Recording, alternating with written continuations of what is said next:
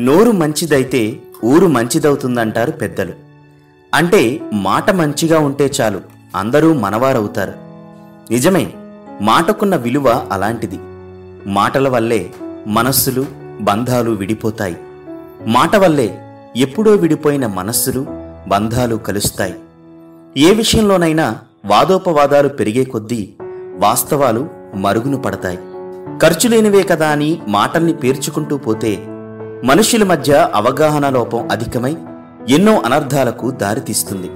అవసరాన్ని మించి ఆహారం తీసుకోవడం ఎంత ప్రమాదకరమో, అనవసర వ్యర్థ ప్రసంగాలు చేయడం కూడా అంతే ప్రమాదమని తెలుసుకున్న రోజు మనకంతా మంచే జరుగుతుందన్న విషయాన్ని గుర్తించాలి.